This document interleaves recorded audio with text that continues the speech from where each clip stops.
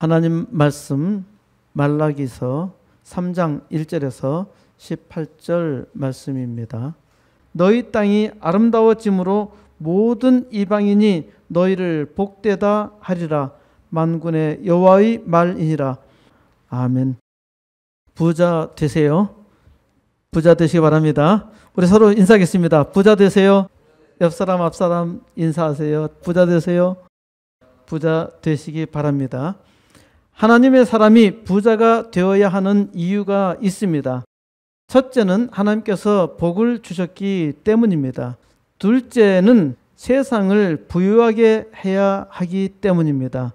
이 두 가지가 하나님께서 주시는 부의 선물로 하나님께 영광을 돌리는 일입니다. 그런데 사람들은 생각대로 부자가 되지 못합니다. 왜 부자가 되지 못할까요? 돈을 모으는 재주가 없어서 그럴까요? 일부는 맞는 말이겠지만은 틀렸습니다. 첫째로 하나님께서 허락하지 않으셨기 때문입니다. 둘째로 부자 되는 법을 모르기 때문입니다. 교회에서 부자 되라는 말을 금기어처럼 생각하는 사람이 꽤 많습니다. 꽤 많은 사람들이 교회에서 돈 이야기하는 것을 비난합니다. 그런데 비난하는 사람도 돈을 아주 좋아하지요. 이들이 비난하는 이유는 돈을 생각만큼 갖지 못했기 때문입니다. 또 하나 어떤 사람은 남들이 자기보다 돈을 더 많이 갖는 것을 싫어하지요. 돈에 대해서 질투하는 것입니다. 사람들에게 가장 민감한 것이 돈입니다. 사실 돈은 아무것도 아니지요. 아주 단단하고 좋은 종이에 인쇄한 것에 불과하지요. 그런데 왜 사람들이 돈을 좋아하나요? 돈은 그 교환 가치가 크기 때문입니다. 종이 한 장으로 무엇이든 할 수 있다고 믿기 때문이지요. 그래서 사람마다 돈에 미쳐 있고 심지어 돈 때문에 서로 싸우고 악한 짓과 어리석은 짓을 합니다. 사람들은 돈을 세상 어떤 것보다 좋아합니다. 그래서 사람들에게 돈을 달라고 하면은 싫어하지요. 사람들에게 돈을 달라 하는 것이 아마도 가장 싫어하는 것일 겁니다.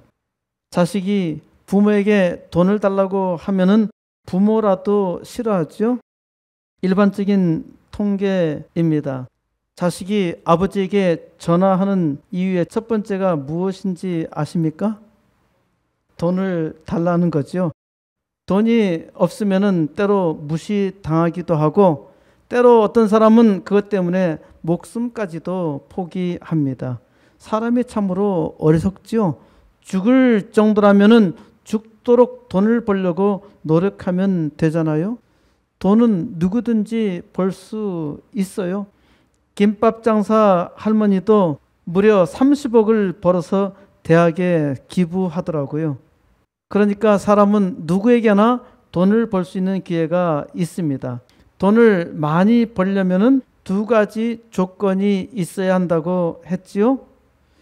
종종 사람들은 롤 모델을 필요로 합니다. 이 두 가지 조건을 다 갖추고 역사적으로 돈을 가장 많이 벌었던 사람이 있습니다. 누구일까요? 빌 게이츠가 한동안 세계 최고의 갑부였습니다만은 빌 게이츠보다 역사적으로 돈 가치를 환산해서 보면은 무려 3배가 더 많다고 합니다. 누구일까요? 힌트? 바위를 부지런히 깨는 사람입니다. 록펠러라고 아십니까? 록은 바위고요. 펠러는 나무를 베어 넘어뜨리는 사람입니다. 그러니까 록펠러는 바위를 패는 사람이죠. 록펠러가 바위를 패서 바위 속에 있는 기름, 곧 석유를 캐내어서 부자가 되었어요. 사람은 이름이 좋아야 합니다.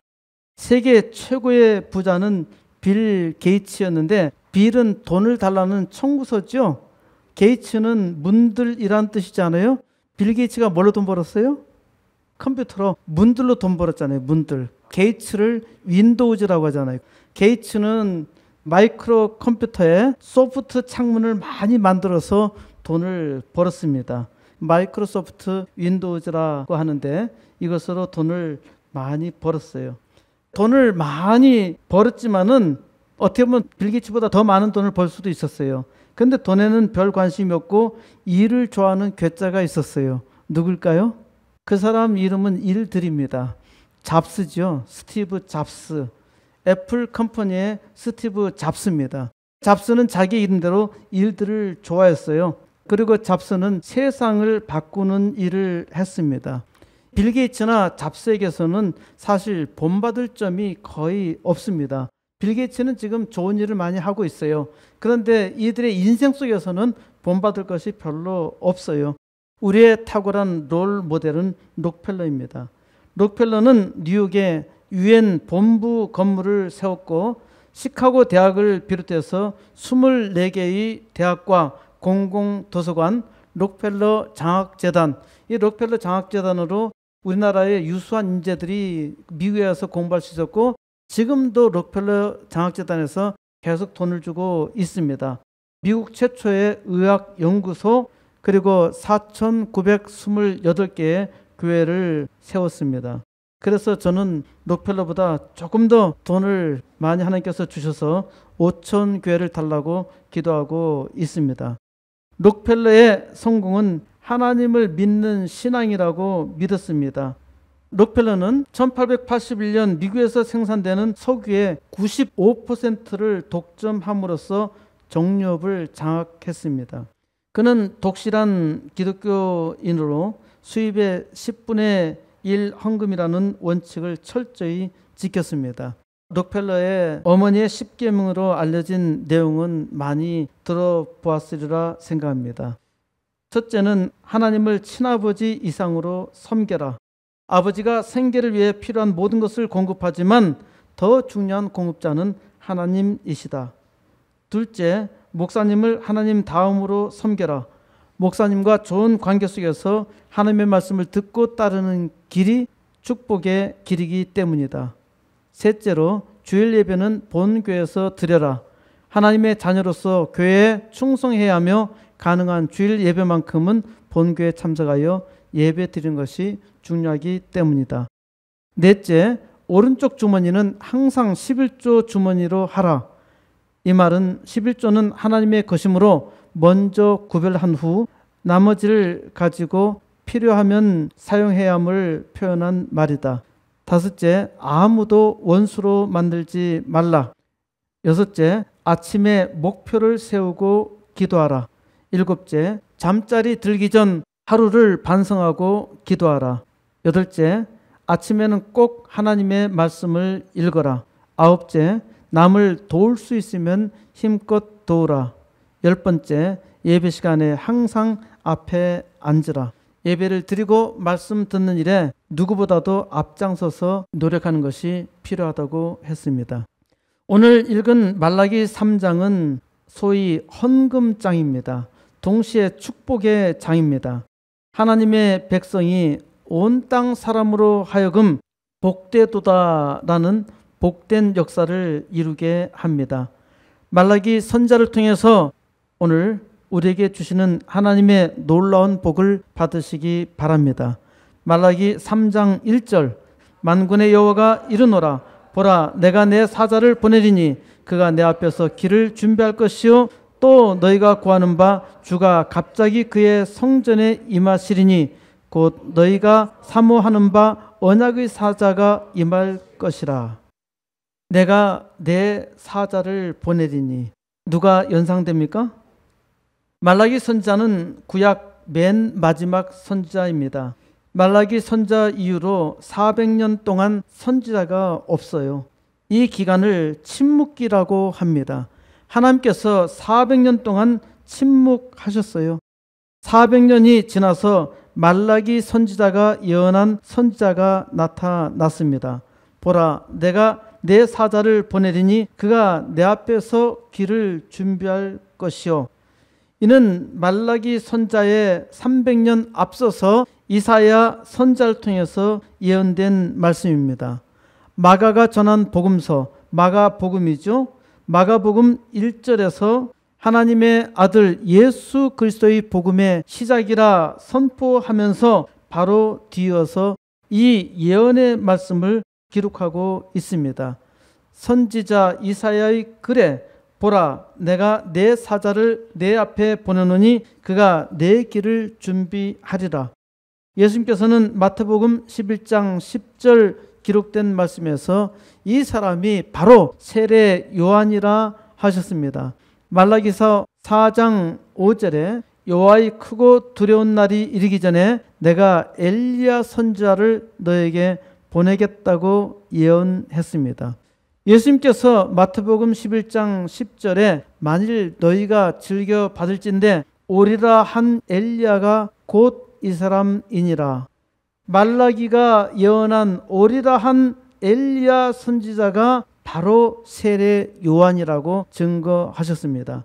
세례 요한이 하나님의 아들 예수 그리스도의 길을 예비하러 온 선지자입니다. 이스라엘 백성은 절망 속에서 엘리야 선지자를 구하고 있었는데 갑자기 나타난 것입니다. 예언의 말씀대로 언약의 사자가 이스라엘 백성들에게 나타났습니다. 2절, 그가 임하시는 날을 누가 능히 당하며 그가 나타나는 때에 누가 능히 서리요? 그는 금을 연단하는 자의 불과 포백하는 자의 재물과 같을 것이라. 하나님께서 진노하시는 날을 누가 당할 수 있겠습니까? 하나님께서 사람의 죄악에 대해서 심판하실 때 아무도 거역할 수가 없어요. 하나님께서 마지막 심판 전에 세례 요한을 보내셔서 일을 하시는 것입니다. 요한은 사람들에게 회개하라 하며 세례를 베풀었어요. 마태복음 3장 7절, 요한이 많은 바리새인들과 사두개인들이 세례 베푸는 대로 오는 것을 보고 이르되 독사의 새끼들아, 누가 너희를 가르쳐 임박한 진노를 피하라 하더냐? 그러므로 회개에 합당한 열매를 맺고 속으로 아브라함이 우리 조상이라고 생각하지 말라. 내가 너에게 이르노니 하나님이 능히 이 돌들로도 아브라함의 자손이 되게 하시니라. 이미 도끼가 나무 뿌리에 놓였으니 좋은 열매를 맺지 아니하는 나무마다 찍혀 불에 던져지리라. 사람들은 이같이 선포하는 세례 요한의 말을 듣고 무서워했고 두려워했습니다. 사람들은 세례 요한에게 나와 회개하며 세례를 받았어요. 말씀을 들은 사람들은 심판을 두려워하며 좋은 열매를 맺으며 힘썼습니다. 금을 연단하는 자는 재련사죠. 재련사의 불과 포백하는 자는 세탁하는 사람, 세탁하는 사람의 재물, 재물은 양재물을 말하는 거죠. 양재물로 깨끗이 한다는 말입니다. 세례 요한은 사람들의 죄를 회개하게 하고 사람들을 깨끗하게 했습니다. 3절, 그가 은을 연단하여 깨끗하게 하는 자같이 앉아서 레위 자손을 깨끗하게 하되 금, 은같이 그들을 연단하리니 그들이 공의로운 재물을 나 여호와께 바칠 것이라. 시편 66편 10절에 하나님이여 주께서 우리를 시험하시되 우리를 연단하시기를 은혜 연단함 같이 하셨으며 4편 5절에서 의의 제사를 드리고 여호와께 의지하라고 했습니다. 그때 하나님께서 의로운 제사와 번제와 온전한 번제를 기뻐하시리니 그때 그들이 숫소를 주의 제단에 드리리이다. 하나님의 은혜로 연단을 받은 자, 깨끗하게 된 자들이 이제 의로운 제물을 하나님께 바치러 나옵니다. 4절, 그때 유다와 예루살렘의 봉헌물이 옛날과 고대와 같이 나 여호와께 기쁨이 되려니와. 이제 이스라엘 백성들이 변화해서 하나님 앞에 헌물을 드리는 것이 옛날과 또 예전과 같이 하나님께 기쁨이 되었다는 말입니다. 이는 솔로몬이 예루살렘 성전을 하나님께 지으시고 하나님께서 기뻐하는 장면과 같습니다. 역대하 7장 1절에서 솔로몬이 기도를 마침에 불이 하늘에서 내려와서 그 번제물과 제물들을 사르고 여호와의 영광이 그 성전에 가득하니 밤에 여호와께서 솔로몬에게 나타나셔서 말씀하십니다.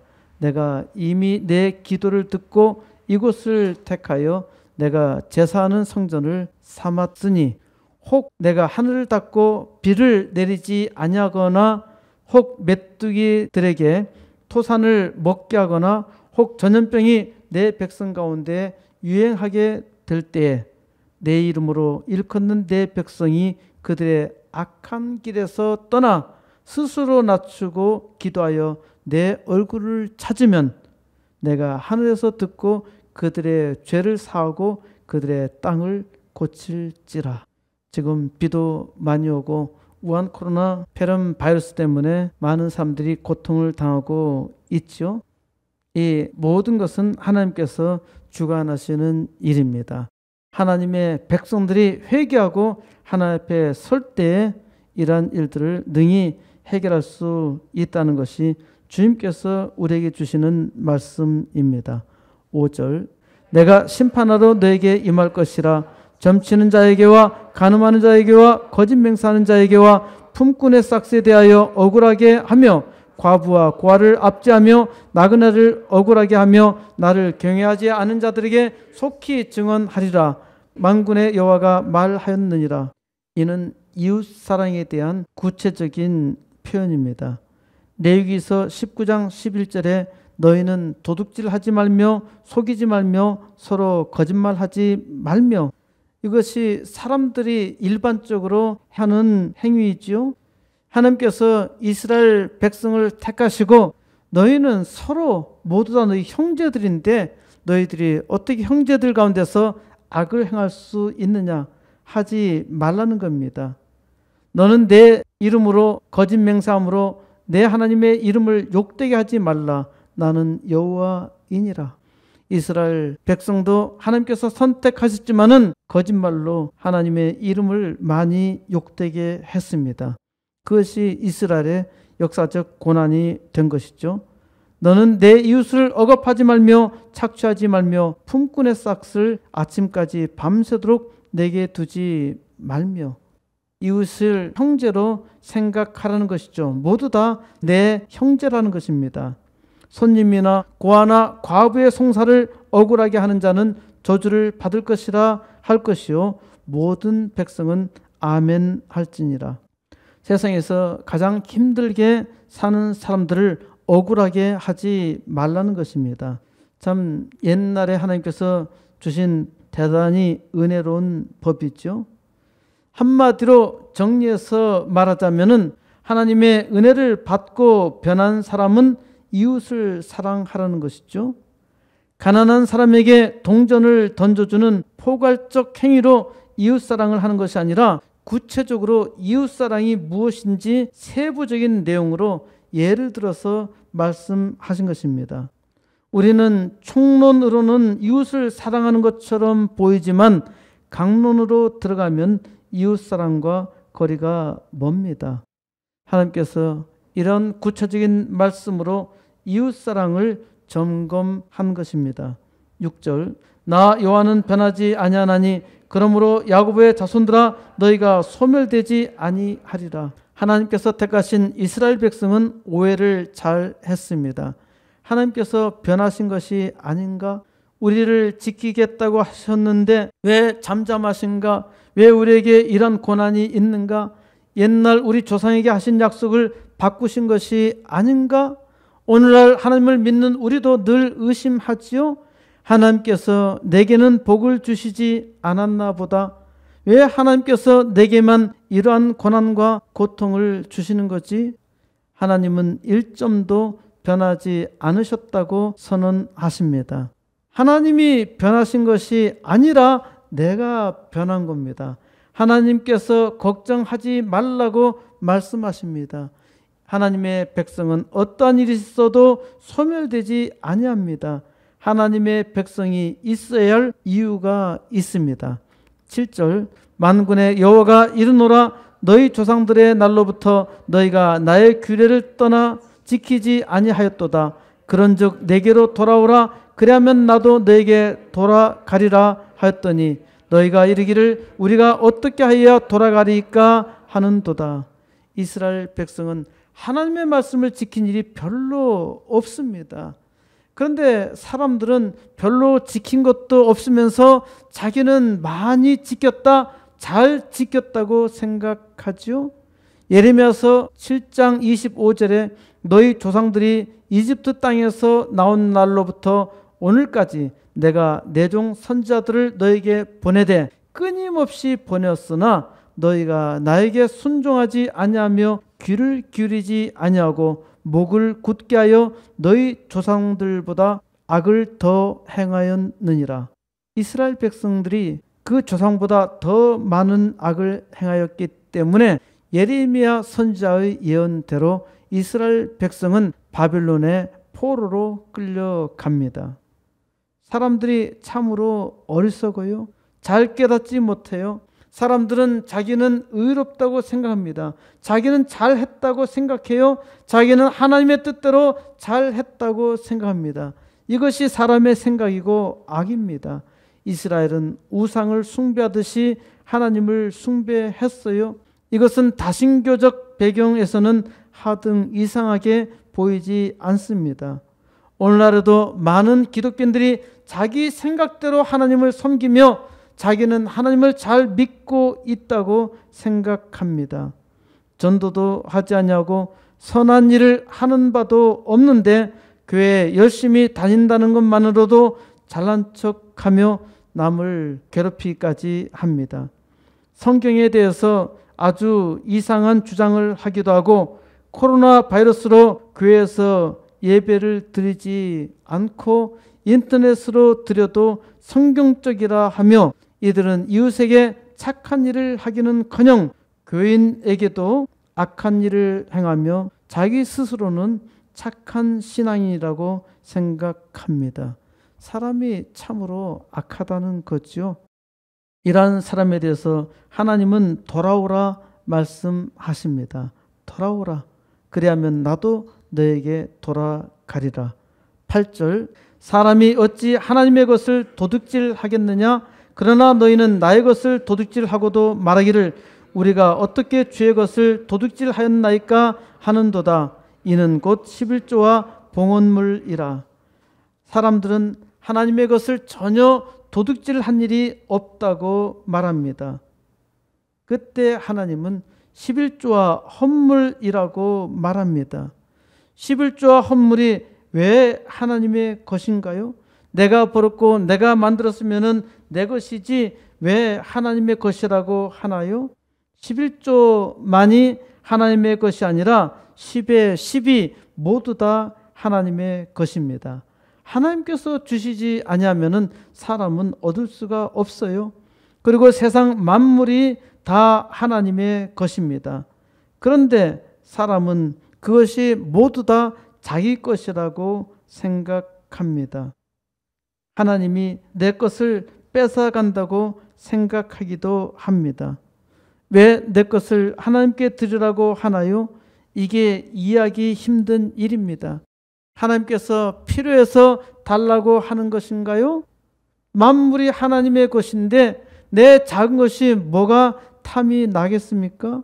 부모가 자식에게 많은 재산을 물려주고서 한 달에 200만 원씩만 달라고 요청했습니다.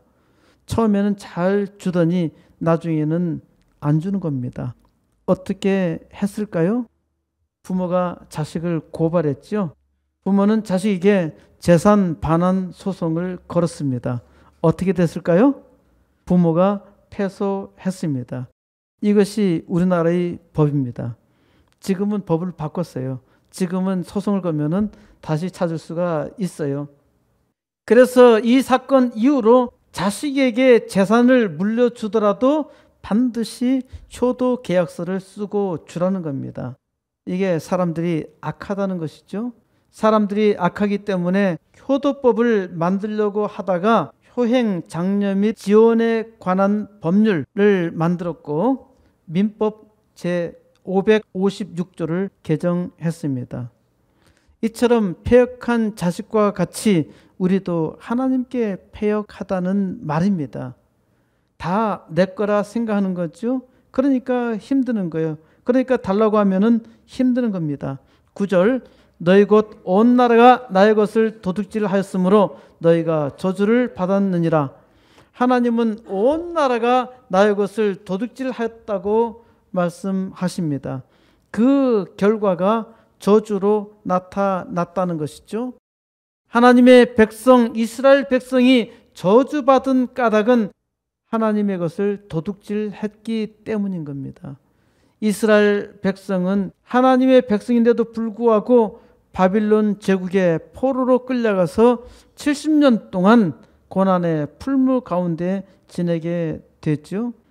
이스라엘 백성이 바로 저주받게 된 것은 하나님을 하나님으로 인정하지 않았기 때문입니다. 하나님께서 말씀하셔도 듣지 않았기 때문에 역사 가운데 가장 큰 고난을 받았던 것이죠. 마태복음 15장 8절에서 예수님께서 하신 말씀입니다. 예언의 말씀을 들어서 이 백성이 입술로는 나를 공경하되 마음은 내게서 멀도다. 입술로는 하나님을 경배하였어도 마음은 멀었습니다. 10절, 만군의 여호와가 이르노라. 너희의 온전한 11조를 창고에 들여 나의 집에 양식이 있게 하고 그것으로 나를 시험하여 내가 하늘문을 열고 너에게 복을 쌓을 곳이 없도록 붙지 아니하나 보라. 하나님은 시험해 보라고 하십니다. 그런데 하나님은 본래 시험하지 말라고 말씀하셨어요. 시험하지 말라고 하는데도 이스라엘 백성은 늘 하나님을 시험했습니다. 신명기서 6장 16절에 너희가 마사에서 시험한 것 같이 너희 하나님 여호와를 시험하지 말고, 이스라엘 백성은 늘 시험했어요. 시편 78편 18절에서도 그들이 그들의 탐욕대로 음식을 구하여 그들의 심중에 하나님을 시험하였으며, 믿으면 되는데 사람은 늘 시험합니다. 하나님을 믿는 우리도 하나님을 믿으면서 수없이 하나님을 시험하잖아요. 마태복음 4장 7절에서 예수님께서 신명기 기록된 말씀을 통해서 다시 사탄 마귀에게 말씀하십니다. 주 너희 하나님을 시험하지 말라 하였느니라. 그런데 딱 하나 시험해 보라는 것이 있습니다. 바로 하나님은 11조에 대해서 시험해 보라고 하십니다. 왜 11조에 대해서 시험해 보라고 말씀하실까요? 사람들이 가장 큰 관심을 갖는 것이 돈입니다. 돈은 커다란 시험거리입니다. 사람들이 돈을 목숨보다 더 좋아하기 때문에 바로 그 돈을 들여 보라는 겁니다. 돈을 들여서 하나님을 시험해 보라는 것이죠. 목숨 걸고 돈을 하나님께 드리면 어떻게 될까요? 하나님께서 그 돈을 잘 활용하셔서 더 큰 돈을 부어 주실까요? 하나님은 그 돈을 쓰실 일이 전혀 없습니다. 만물이 다 하나님의 것인데 하나님이 아무것도 필요하지 않죠. 다만 하나님은 돈으로 사람의 믿음을 시험하는 것입니다. 믿음이 없는 사람은 절대 돈을 드릴 수가 없어요. 하나님께서 어떻게 사람들에게 복을 주실까?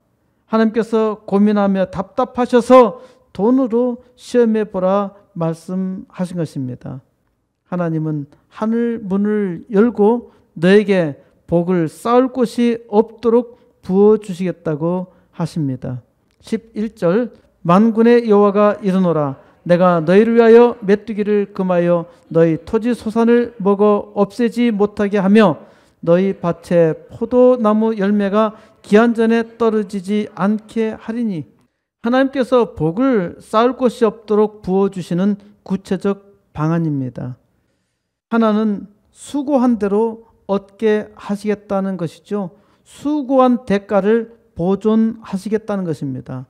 밤새도록 수고하여도 얻는 것이 없다는 것이 사람들의 고충 아닐까요?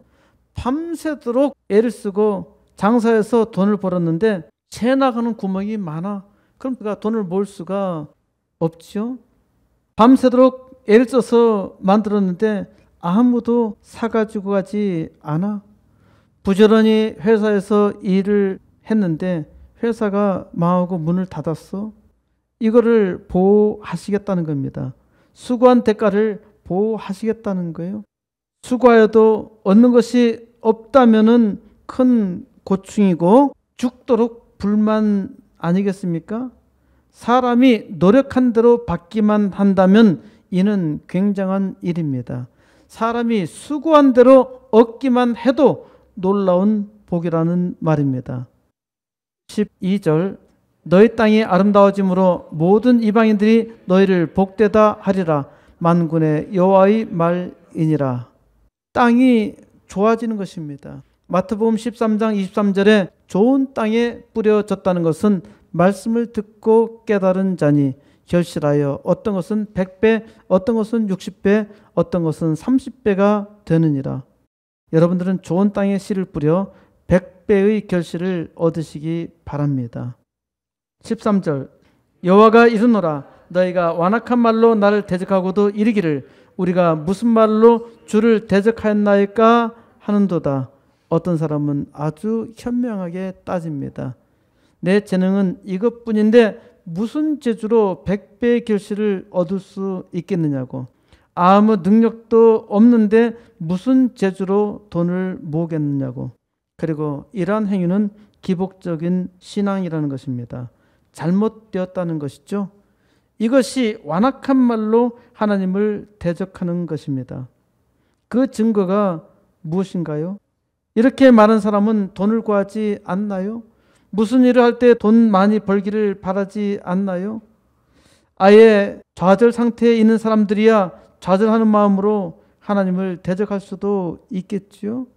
이런 사람들을 따라서 말하지 마세요.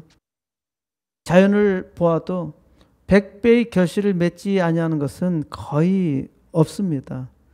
쌀 농사를 지어도 쌀 한 톨이 풍년이 되면은 140알 정도 만듭니다. 100배 이상의 결실 아닙니까? 포도나무 씨 하나가 얼마나 많은 포도를 맺습니까? 자연은 100배의 복이 아무것도 아닙니다. 하나님께서 택하신 사람에게도 하나님께서 약속해 주셨어요. 하나님께서 자기 백성들에게 복을 주셨습니다. 건강과 먹을 것과 기타 등등 구하지 않는 사람이 있나요? 하나님을 대적하는 사람이 자기 건강을 위해서 기도하지 않나요? 물론 돈이 많으면 훌륭한 기술을 가진 의사를 구할 수도 있겠지요. 그러나 반드시 알아야 할 것은 의사가 아무리 훌륭해도 사람의 생명은 하나님께 달려 있습니다. 이걸 모르면 망하죠. 14절 이는 너희가 말하기를 하나님을 섬기는 것이 헛되니 만군의 여호와 앞에서 그 명령을 지키며 슬프게 행하는 것이 무엇이 유익하리요? 하나님을 믿지 아니하는 사람은 하나님을 섬기는 것이 헛되다고 말합니다. 하나님 앞에서 그 말씀대로 사는 것이 헛된 일이라고 말하죠. 슬프게 행하는 것, 하나님을 믿는 사람들이 악한 세상, 어두운 세상을 슬퍼하며 많은 노력을 하는 것이, 또 세상을 불쌍하게 여기며 빛과 소금으로 사는 것이 아무 유익이 없다고 말합니다. 믿음이 없는 사람은 하나님의 사람들이 수고하는 것이 미친 짓처럼 보이죠. 미친 짓을 즐거움으로 할 수 있다는 것이 하나님의 놀라운 은혜요, 놀라운 복입니다. 하나님을 믿는 둥 하다가 복을 받지 못하는 사람은 하나님을 섬기는 것이 헛되다고 말을 하는데 이들의 말이 허사라는 겁니다. 15절 지금 우리는 교만한 자가 복되다 하며 악을 행하는 자가 번성하며 하나님을 시험하는 자가 화를 면한다 하노라 함이라. 세상 사람들은 하나님을 조롱하며 악당들이 아주 잘 되는 것을 부러워하지요. 모택동과 스탈린, 김일성처럼 악을 행하여도 오래 장수하며 잘 살았잖아요. 이들은 하나님을 조롱하는데도 아무 문제도 없고 잘 되었네요. 지금도 많은 사람들이 존경하며 따르고 있네요. 이것이 악한 사람들의 생각이고 또 많은 사람들도 그렇게 생각할 수 있어요. 이것이 사람이 참으로 이해하기 어려운 숙제입니다. 16절 그때 여호와를 경외하는 자들이 피차에 말하며 여호와께서 그것을 분명히 들으시고 여호와를 경외하는 자와 그 이름을 존중히 여기는 자를 위하여 여호와 앞에 있는 기념책에 기록하셨느니라. 그러면은 하나님을 잘 믿는 사람들은 어떻게 생각할까요? 하나님이 분명히 들으신다는 것입니다. 여호와 하나님을 경외하는 자와 그 이름을 존중히 여기는 자를 위하여 하나님께서 하나님 앞에 있는 기념책에 기록했다는 것입니다. 그러니까 하나님의 사람은 첫째로 하나님이 아신다는 겁니다. 하나님은 아셔요. 악당들도 이 땅에서는 잘 살 수도 있다는 것입니다. 그러나 이것은 이 세상까지가 끝입니다. 그 다음은 영영 형벌의 지옥입니다. 둘째로 하나님을 믿는 사람에게 영원한 생명의 복이 있습니다. 하나님께서 그 이름을 영원히 생명책에 기록해 놓으셨습니다. 우리 이름을 생명책에 기록해 놓으셨어요. 더욱 놀라운 복이 있습니다. 17절 만군의 여호와가 이르노라 나는 내가 정한 날에 그들을 나의 특별한 소유로 삼을 것이요 또 사람이 자기를 섬기는 아들을 아낌같이 내가 그들을 아끼리니. 하나님께서 정하신 날에 자기의 특별한 소유를 삼으시겠다는 말씀입니다. 이 부분의 원문은 아주 명확합니다. 그들은 나의 것이 되리라. 그날에 내가 그들을 나의 보물로 삼을 것이요. 하나님께서 자기 백성을 자기의 보물로 삼으시겠다는 것입니다. 그리고 사람이 자기를 섬기는 아들을 아낌과 같이 하나님께서 아끼시겠다고 말씀하십니다. 하나님을 진실하게 믿는 사람을 하나님께서 그 영광을 위해서 보물로 삼으시며 아끼시겠다는 것이죠. 하나님의 영광을 확실하게 나타내는 보물이 되도록 하시겠다는 말씀입니다. 이것이 바로 하나님께서 자기 백성에게 원하시는 소원입니다. 하나님의 백성이 믿음으로 살지 못하니까 이것을 깨닫지 못하고 세상에서 보물로 살지 못하는 것입니다.